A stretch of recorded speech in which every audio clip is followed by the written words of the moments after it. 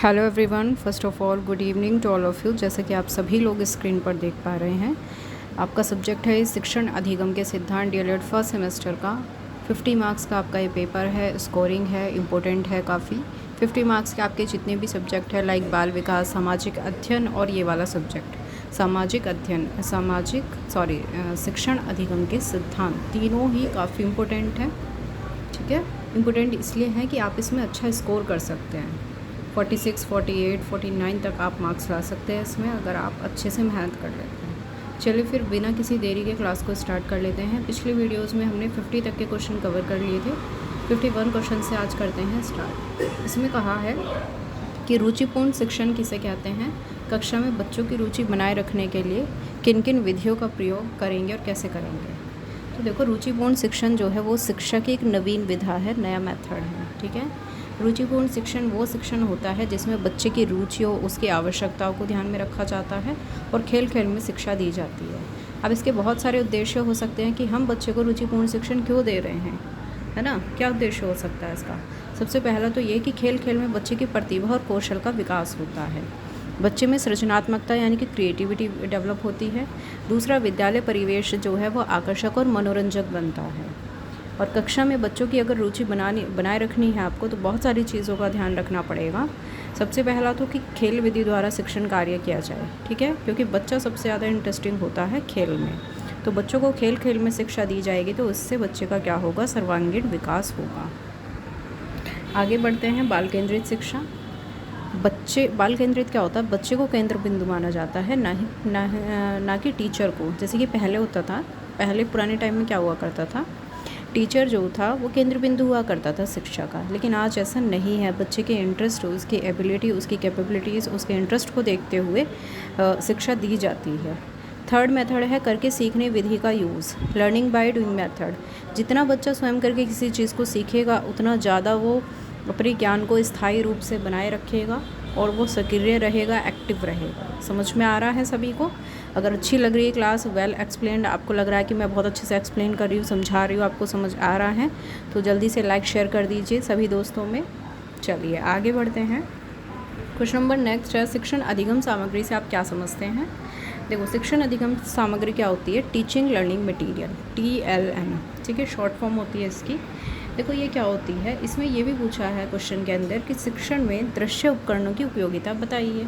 तो सबसे पहले आपको तो टीचिंग लर्निंग मटेरियल बताना होना चाहिए। तो टीचिंग लर्निंग मटेरियल क्या होता है?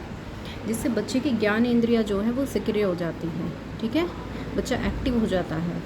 और दृश्य उपकरणों की उपयोगिता क्या है? दृश्य उपकरण कौन से होते हैं जो आप दिखा सकते हैं बच्चों को? जैसे आप बच्चों को चार्ट मॉडल दिखा सकते हैं, या फिर आप बोर्ड पर कोई चीज़ लिख के वो बच्चों को दिखा रहे हैं, या फिर कोई लर्निंग मटेरियल ला के बच्चे को दिखा रहे हैं, तो ये होते हैं दृश्य सामग्री। ठीक है, एक तो बच्चे की वोकैबुलरी उससे विकसित होती है।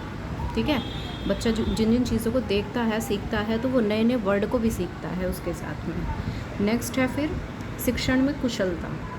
बच्चा इससे क्या होता है, दृश्य सामग्री का प्रयोग करने से शिक्षण में कुशलता आती है। शिक्षण जो है बहुत ज़्यादा प्रभावशाली बनता है। दूसरे शब्दों में सूक्ष्म बातों और कठिन भावों को चॉक और टॉक की सहायता से, चॉक एंड टॉक होता है कि अगर कुछ ऐसे होते हैं जो सूक्ष्म बातें होती हैं आपकी पाठ्य वस्तु में, या कठिन भाव होते हैं। कठिन भाव मतलब कोई टिपिकल वर्ड है, आपको उसको बोर्ड पे ज़रूर लिखना चाहिए। ठीक है, इससे भी जो शिक्षण होगा काफ़ी प्रभावशाली बनेगा। नेक्स्ट है फिर प्रत्यक्ष अनुभव। दृश्य सामग्री द्वारा क्या करते हैं, शिक्षार्थियों को प्रत्यक्ष अनुभव प्राप्त होता है, जिससे पाठ्य वस्तु या प्रक्रिया को हम अनुभव नहीं कर सकते, उनको चित्र या फिल्म की सहायता से स्पष्ट कर सकते हैं। अगर कोई पाठ्य वस्तु ऐसी है जिसे हम अनुभव नहीं कर पा रहे, एक्सपीरियंस नहीं कर पा रहे हैं, तो उसे बच्चा क्या एक्सपीरियंस करेगा? तो उसको हम किसकी सहायता से दिखा सकते हैं? उसको फिल्म या फिर कोई वीडियो क्लिप बना के उसको हम दिखा सकते हैं। नेक्स्ट है फिर संग्रहण क्षमता। दृश्य साधनों द्वारा पूर्व ज्ञान को हम सुरक्षित रख सकते हैं। बिल्कुल सही बात है।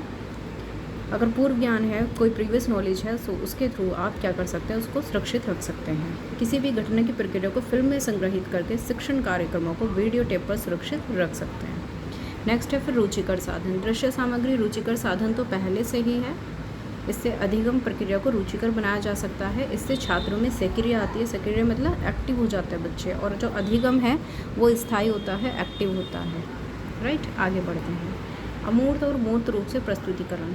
विभिन्न विषयों में कई संकल्पनाएं सूक्ष्म रूप में अमूर्त रूप में होती हैं। इन संकल्पनाओं को मूर्त रूप में प्रस्तुत करने से छात्रों द्वारा प्राप्त ज्ञान स्पष्ट और स्थायी होता है, जिससे शिक्षार्थी अधिक समय तक याद रखता है।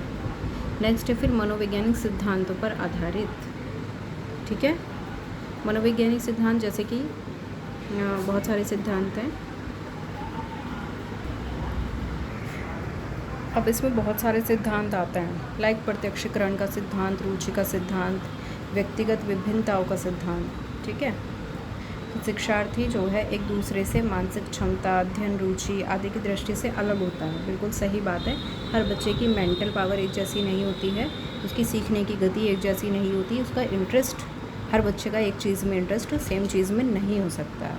ठीक है, तो शिक्षकों के समझाने पर विषय वस्तु जो है वो स्पष्ट हो जाती है। आगे बढ़ते हैं, वैज्ञानिक अभिवृत्ति का विकास। नेक्स्ट है फिर वैज्ञानिक अभिवृत्ति का विकास। किसी घटना के घटित होने के कारण का तर्क देना क्या कहलाता है? वैज्ञानिक अभिवृत्ति। इससे भी बच्चों में सक्रियता विकसित होती है। ठीक है, बच्चों का ज्ञान क्या होता है? स्थायी होता है। लास्ट है हमारा, लास्ट नहीं है शायद, एक पॉइंट और है। देखो इसमें 9-10 पॉइंट दिए गए हैं।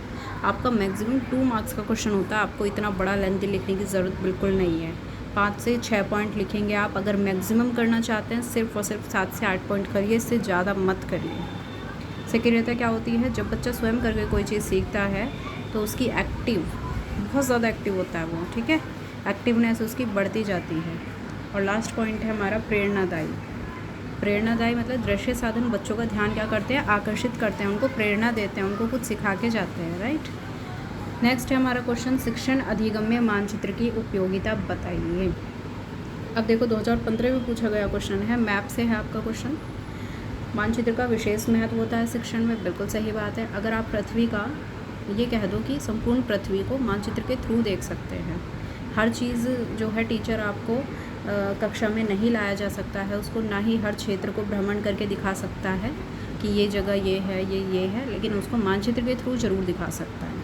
ठीक है, ये क्वेश्चन मैंने पहले से ही पढ़ लिया था ताकि आप लोगों का भी टाइम वेस्ट ना हो और मेरा भी ना हो।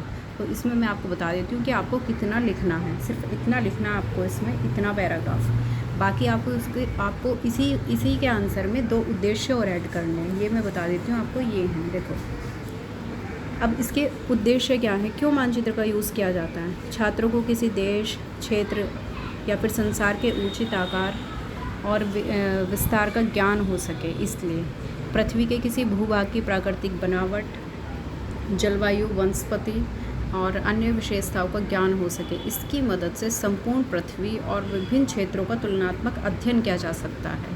बिल्कुल, अगर आप 2 प्लेसेस का कोई भी कंपैरेटिव स्टडी करना चाहते हैं तो आप मैप के थ्रू से कर सकते हैं। राइट, आगे बढ़ते हैं। नेक्स्ट है व्याख्यान युक्ति से आप क्या समझते हैं? व्याख्यान क्या होता है? Lecture method.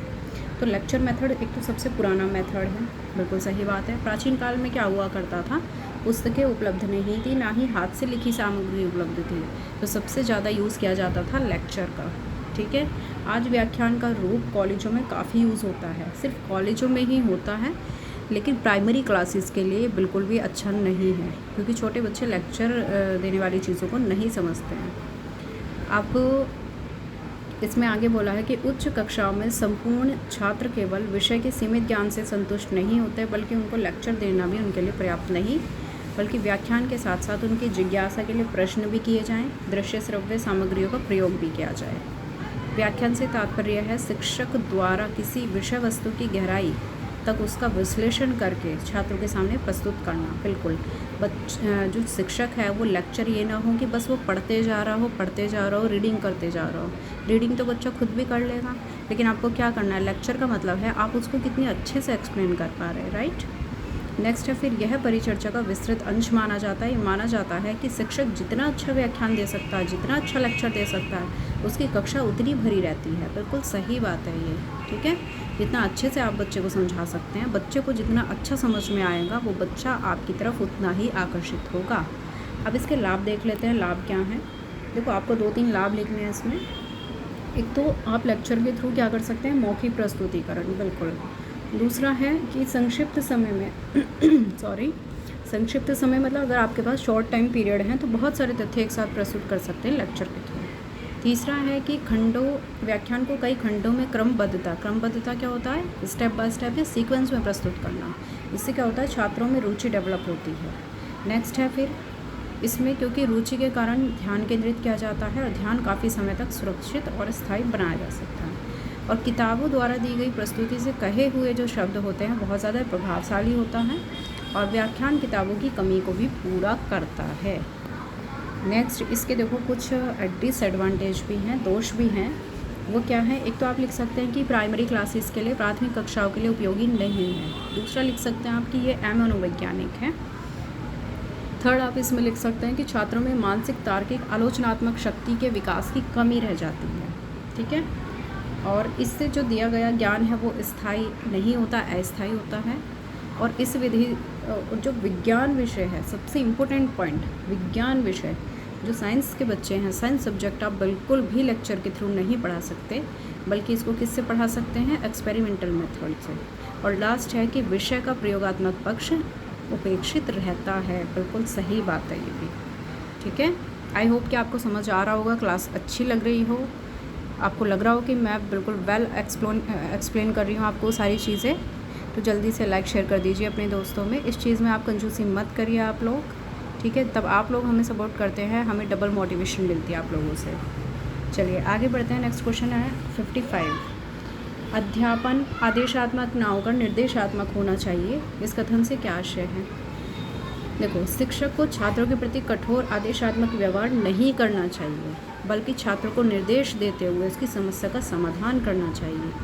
छात्रों के प्रति निम्नलिखित बातों का ध्यान रखना चाहिए। एक तो बच्चे को कोई भी शारीरिक दंड न दिया जाए, पढ़ाने की क्रिया पर जोर न देकर सिखाने की क्रिया पर जोर देना है, बच्चे को स्वयं करके सीखने पर बल देना है, और शिक्षक बालकों के सहयोगी और मार्गदर्शक के रूप में हो। ठीक है, प्रेषण, सूचना संचालन, निष्कर्ष निकालने की दक्षता का विकास, अधिगम को आनंददायी बनाना, व्यक्तित्व के समस्त पहलुओं का विकास करना, शिक्षण सामग्री का उपयोग करना, स्वनिर्मित मतलब जो अपने आप से कुछ क्रिएट किया गया है और स्थानीय परिवेश में उपलब्ध सामग्री को शिक्षण सहायक सामग्री के रूप में प्रस्तुत करना, समुदाय का सहयोग प्राप्त करना और शिक्षा में हास और अवरोध को रोकना। ठीक है, ऐसा ना हो कि आपकी टीचिंग जो है बोरिंग बन रही हो या बच्चे आप पर हंस रहे हों।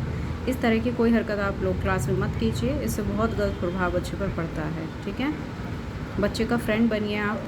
टीचर क्या होता है आज के टाइम में, टीचर को केंद्र बिंदु नहीं माना गया, बल्कि बच्चे को केंद्र बिंदु माना गया है। ठीक है, बच्चे के इंटरेस्ट को देखते हुए, बच्चे की एबिलिटी, उसका लेवल क्या है, उसकी कैपेबिलिटीज़ क्या हैं, उन सब चीज़ों को देखते हुए एक टीचर को बच्चे का मार्गदर्शक बनना चाहिए।